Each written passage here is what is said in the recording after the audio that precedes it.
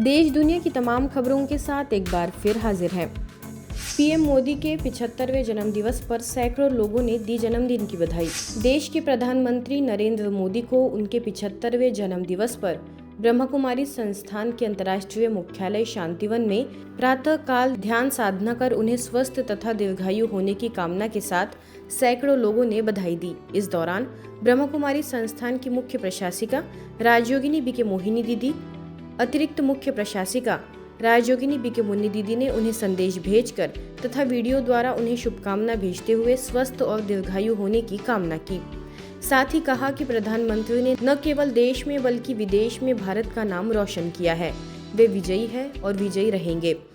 हमारे माननीय प्रधानमंत्री नरेंद्र मोदी जी हम सभी ब्रह्मा कुमारी ईश्वरीय विश्वविद्यालय की तरफ से आपको आपके इस जन्मदिन पर बहुत बहुत मुबारक देते हैं, शुभकामनाएं देते हैं। आपकी हिम्मत, आपकी मेहनत, आपका विश्वास, जो भी आप मन के अंदर संकल्प लेते हैं उसको आप पूरा करते हैं और न केवल भारतवर्ष पर विश्व के लिए भी आप सदा ही प्रेरणा देते हैं कि कैसे श्रेष्ठ भावना, श्रेष्ठ कार्य से हम विश्व में परिवर्तन ला सकते हैं। तो हम आपको आज के दिवस के लिए बहुत बहुत मुबारक और शुभकामनाएं देते हैं। सदा विजयी हैं और विजयी रहेंगे। उनके जन्मदिन पर प्रातःकाल ध्यान साधना और राजयोग की प्रार्थना कर उनके स्वस्थ और दीर्घायु होने की कामना भी की गई। इस दौरान ब्रह्मकुमारी संस्थान के अतिरिक्त महासचिव बीके मृत्युंजय भाई, अहमदाबाद से बीके नेहा ने संस्था की ओर से बधाई देते हुए कहा कि उनका जीवन केवल पार्टी के लिए नहीं बल्कि देश के विकास और सेवा के लिए है। इस दौरान BK Mohan Singhal, BK Atma Prakash, BK Dev, BK Jagdish, BK Sudhir, BK Komal समेत बड़ी संख्या में लोग उपस्थित थे।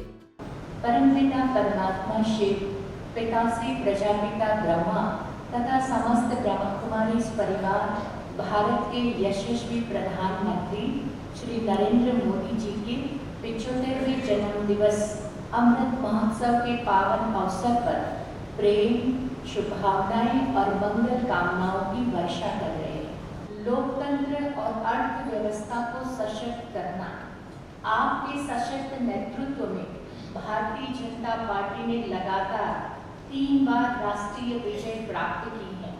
आज भारत विश्व की तीसरी सबसे बड़ी अर्थव्यवस्था के रूप में उभरा है और विश्व गुरु तथा महाशक्ति बनने का सपना साकार हो रहा है। नवनिर्मित शिव स्तुति भवन का भव्य लोकार्पण। नागपुर के जरीपटका की पावन धरती नवप्रभात की स्वर्णिम लाली से निखर उठी। जी हाँ, मंद मंद बहती शीतल समीर, पुष्पों की सुगंध में गूंजती शांति की ध्वनि। ऐसा लगा जैसे धरा और गगन एक साथ ईश्वरीय आलोक का स्वागत कर रहे हो। इसी दिव्य वातावरण में ब्रह्मकुमारी संस्थान का नवनिर्मित शिव स्तुति भवन अपनी अनुपम आभा के साथ नगरवासियों को आत्मिक आलोक का निमंत्रण देता उद्घाटित हुआ।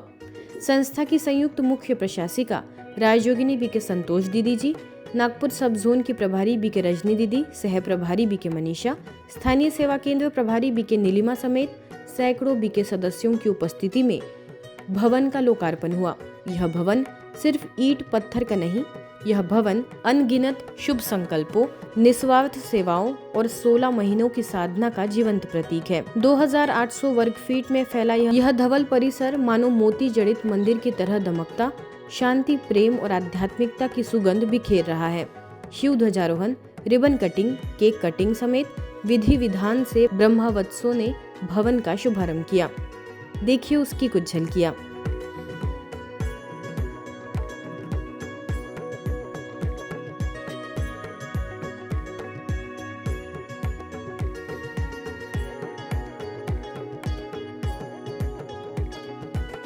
उद्घाटन समारोह में विशेष अतिथि के रूप में प्रतिष्ठित व्यापारी संघ के अध्यक्ष वीरेंद्र कुकरेजा और समाज सेवी सुरेश जग्यासी की गरिमामयी उपस्थिति ने वातावरण को और ही अधिक तेजस्वी बना दिया।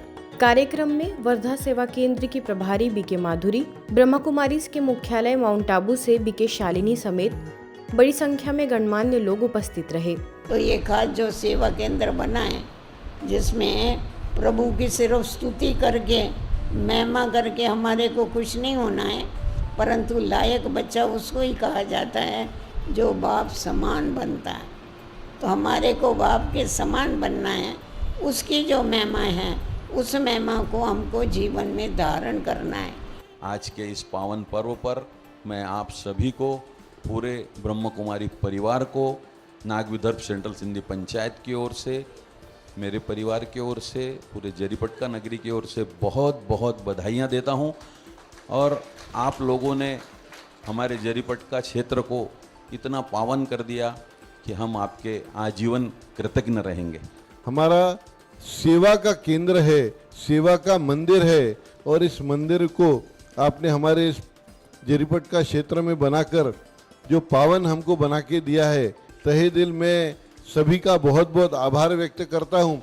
अभी बड़ी संख्या में और ज़्यादा अच्छे तरीके से अपना विस्तार होगा। इस भवन की सबको बहुत बहुत शुभकामनाएं, बहुत बहुत बधाई।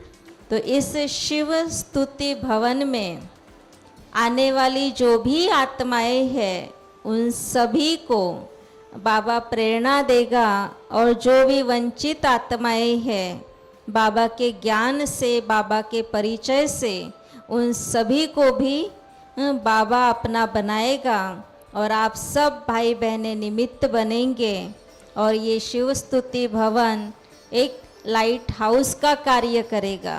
तो आज का दिन खुशी का, आनंद का, जब मेहनत करते हैं और मेहनत के बाद में जब फल निकलता है, सफलता प्राप्त होती है, तो सफलता के कारण खुशी हो जाती है। शिव स्तुति भवन की आप सभी को बहुत बहुत दिल से हार्दिक बधाइयाँ। नागपुर की संचालिका बीके रजनी दीदी की स्नेहिल प्रेरणा और जरीपटका की संचालिका बीके नीलिमा की उजली मुस्कान ने पूरे कार्यक्रम को आत्मीय ऊष्मा से भर दिया।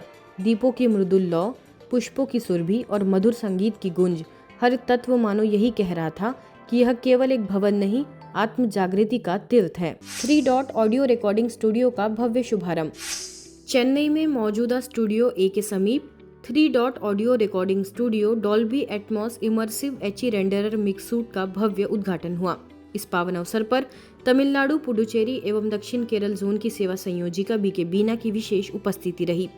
कार्यक्रम की गरिमा को बढ़ाने के लिए फिल्म, संगीत और कला जगत के अनेक दिग्गज उपस्थित रहे, जिसमें प्रसिद्ध निर्देशक व अभिनेता के भाग्यराज, सुप्रसिद्ध फिल्म निर्माता कलैपुली एस धानु, पद्मश्री सम्मानित विख्यात शास्त्रीय गायिका अरुणा सहराम तथा राष्ट्रीय पुरस्कार प्राप्त गायक और शास्त्रीय संगीतज्ञ पी उन्नीकरण मौजूद रहे।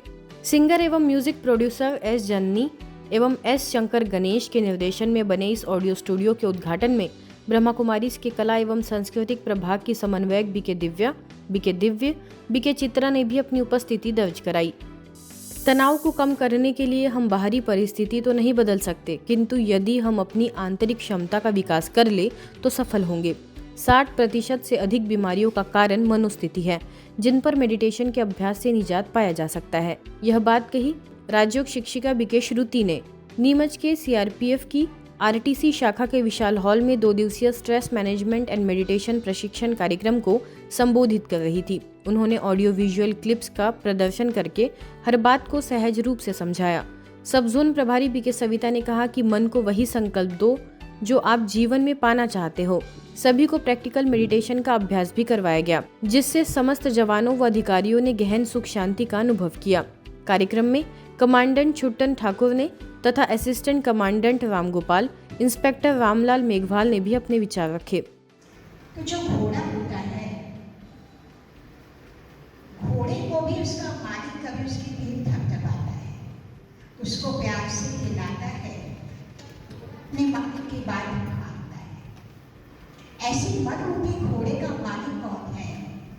हम स्वयं आत्मा।